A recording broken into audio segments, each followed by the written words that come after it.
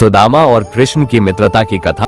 भगवान श्री कृष्ण और सुदामा की मित्रता महाभारत और पुराणों में वर्णित एक अद्भुत कथा है जो सच्चे प्रेम, भक्ति और त्याग का प्रतीक है।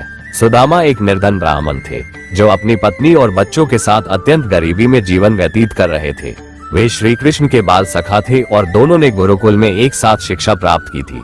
सुदामा की आर्थिक स्थिति इतनी दयनीय थी कि उनके पास भोजन तक नहीं था। उनकी पत्नी, जो उनकी स्थिति से अत्यधिक चिंतित थी, उन्हें अपने मित्र श्री कृष्ण से मिलने और सहायता मांगने का आग्रह करती है। पहले तो सुदामा संकोच करते हैं क्योंकि वे मित्रता में स्वार्थ नहीं चाहते थे, लेकिन पत्नी के आग्रह पर वे श्री कृष्ण से मिलने के लिए द्वारका जाने को तैयार हो जाते हैं। सुदामा अपनी पत्नी से मिले हुए थोड़े से चिवड़े, पोहा एक पोटली में बांधकर भगवान कृष्ण से मिलने द्वारका जाते हैं। रास्ते में वे सोचते हैं कि श्री कृष्ण एक महान राजा है, क्या वे अपने पुराने मित्र को पहचान पाएंगे।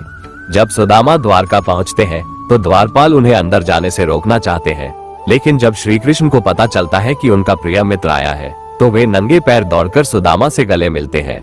वे सुदामा को राजमहल में ले जाकर उन्हें प्रेम पूर्वक बैठाते हैं, उनके पैर धोते हैं और अपनी पत्नी रुक्मिणी के साथ उनकी सेवा करते हैं।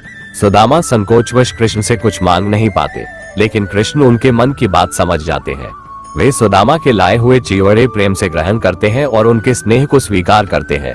सुदामा बिना कुछ मांगे ही द्वारका से लौट जाते हैं, लेकिन जब वे अपने गांव पहुंचते हैं तो देखते हैं कि उनकी झोपड़ी के स्थान पर एक भव्य महल खड़ा है और उनकी पत्नी सुंदर वस्त्रों में सजी हुई है। ये देखकर सुदामा समझ जाते हैं कि यह श्री कृष्ण की कृपा का फल है। सुदामा और श्री कृष्ण की यह कथा हमें सच्ची मित्रता, प्रेम, निस्वार्थता और भक्ति का अद्भुत उदाहरण प्रस्तुत करती है। ये हमें ये भी सिखाती है कि भगवान भक्तों की सच्ची भावना को देखते हैं, न कि उनकी भेंट को। ये कहानी आज भी मित्रता और निस्वार्थ प्रेम का प्रतीक बनी हुई है।